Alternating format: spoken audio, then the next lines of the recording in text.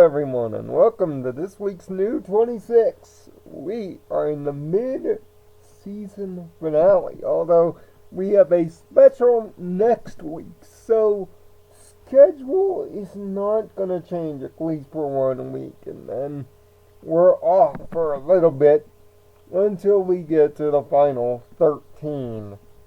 And boy, this half season, I don't usually do report cards for seasons or thoughts on half seasons, but I'll just leave it here.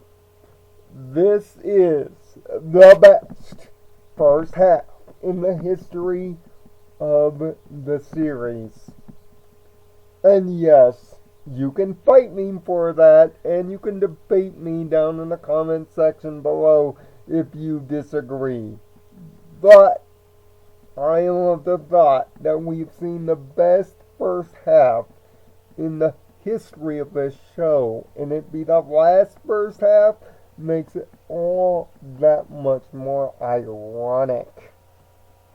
Between dark and dawn, or should it be dusk to dawn? I often have conflict with the title here, but that being said, we have dual morals for a dual set of problems, featuring sets of characters. Notice a theme, because this episode is heavily themed around those. So, first moral first, and the lesser of the two, with Twilight and the rest of the Harmony 6 preparing for a swan parade? Honestly, I've heard of weirder things in this show. But as our Harmony 6 take on the royal duties of the princesses, raising the sun and moon, to organizing this party, everything except the party organizing seems to be going right. Even poor old Pinkie Pie can't organize this by herself. Well, that is the reason she does people parties, not animal parties. We see the Canterlot Elite from Sweet and Elite, and also Princess Spike make a return as the Swan Delegating Committee. Funny how that's right on the nose, because their lesson is about delegation. Learning to split jobs that are way too big into smaller pieces to help the process go smoothly and faster. Having a big group of people can often make even the most difficult tasks look like they're done in a blink. Thankfully, and unfortunately, I don't have that in terms of making videos for this channel. I have to do the video itself and post it and everything myself. God, I wish I was like Impossible Lot, where I had an editing crew, a person to get the thumbnails, putting all the clips together, and all I would have to do is the audio. God, that would feel so great. I would pay a lot of money just for one video to be done in that way. But especially when you're doing big things like parade organizing, or even as simple as maintaining a YouTube channel, delegation is important. Everybody has a job, everybody's good at their job, and can get it done quickly. And in terms of ruling a kingdom, especially, delegation is big and important. You might be the figurehead, but you have a bunch of help. Rely on it. It will make your twilighting stress go down, not up. Thankfully, she managed to keep the twilighting stress at a strange minimum until the end of it, of course. But thankfully, all of her friends were suffering the same problem. We see how well they work together as a team, and how well they trust each other. So much so that they're all in on doing this themselves. We all know it's going to lead to a problem, but that's how dependable and how sure we have become of these characters over the last decade, that they would be able to pull something silly like this out of their heads. But again, that's only one half of this episode. The other half happens to be the more interesting and more thought-provoking half, the Celestia and Luna half. Now, the Celestia and Luna have them going on a vacation inspired by bucket list, which there's another thing you can do in the comments below. If you have a bucket list, tell me the number one thing you would want to do on it. For me, it's going to WrestleMania live. Regardless of city, regardless of year, regardless of seats. Just being there would be enough to fulfill my life's purpose. Sure, going to a PonyCon is an obvious number 2 or 3, but that's my number one thing. And that's what Celestia and Luna attempt to do, fulfill their bucket list. But through this bucket list and through a rather catchy song that is reprised throughout the episode, strangely, a bunch of little things, another Daniel Ingram hit, to be sure, we find out a little bit more about their personalities. Celestia is an adrenaline junkie, and she loves zip lines. I wonder if she'll play Pathfinder in Apex Legends. Tyler will like this joke. I don't know how many of you will also agree with that. Luna is more laid back, relaxed. She likes sunbathing and the small things like post offices, which is the most delightful joke probably in the history of the show. It had me even chuckling, guys. It's that good of a joke. Sending a postcard to your own little sister that's right in front of you. It's so good.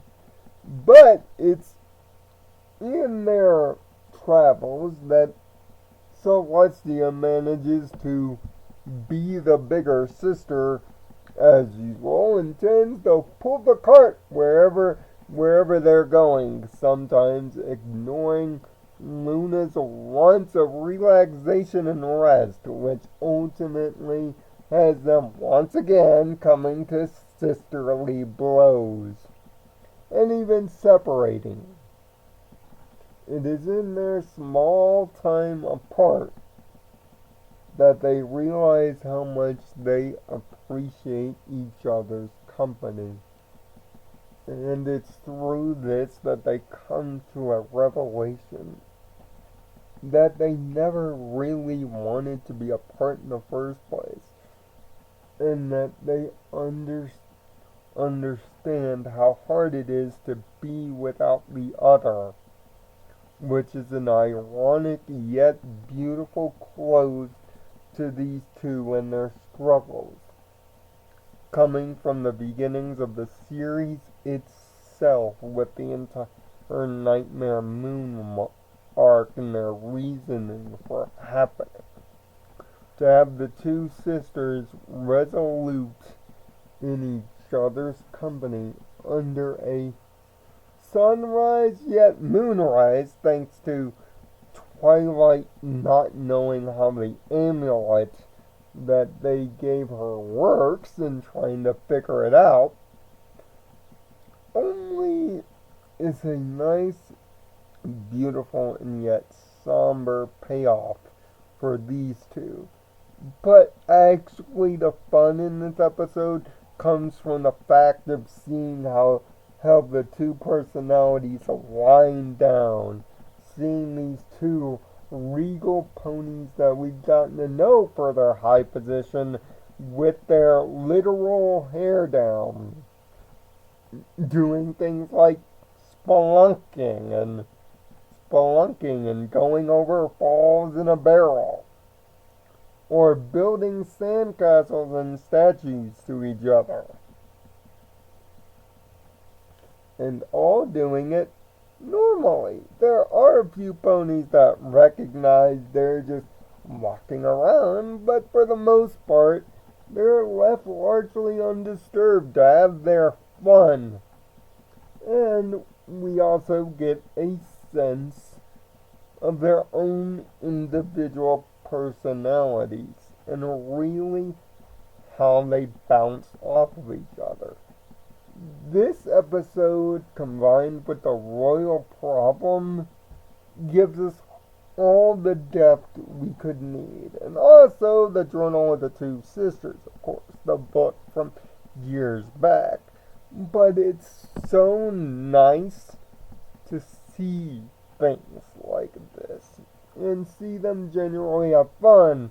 Not to mention Nicole Oliver and Tabitha St. Germain just nail it. Not only as singing voices, but as voices in general. And Tabitha, honey, you doing a 2 job in the same episode is quite wondrous indeed. Although I like your Luna more than I do your Rarity, it is impressive, young one. Thank you for that.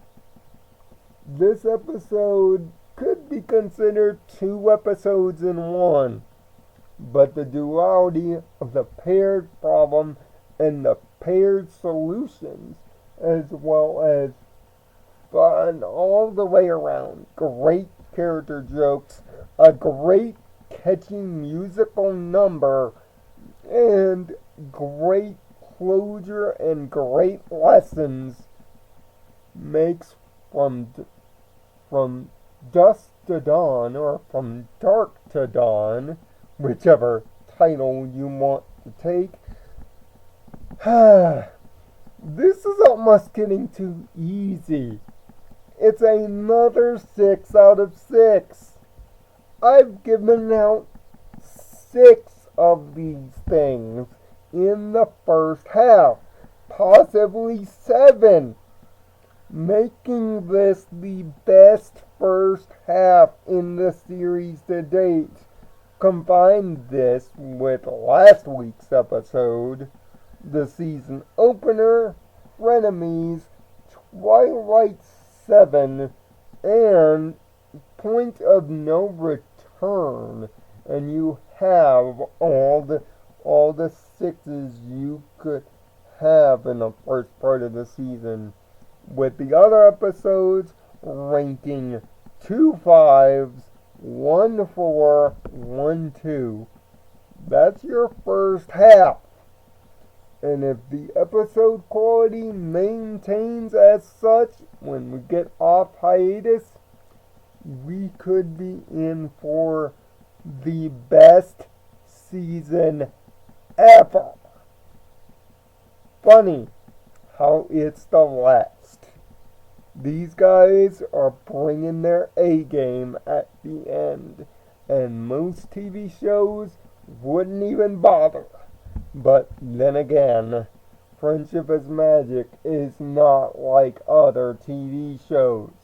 So what are your feelings on Between Dark and Dawn? Leave it down in the comment section below and tell me those many questions about your bucket list wants. And what other plot threads would you like resolved in the second half of this final season?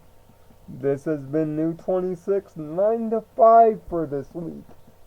But we got the Rainbow Road Trip special coming up next week. Bring back the animation from the movie. Does it still look as good 2 years later on a TV budget? We'll find out next week. Until then, I'm Nirvana Sparkle. Find peace in your own Nirvana. Thanks for watching.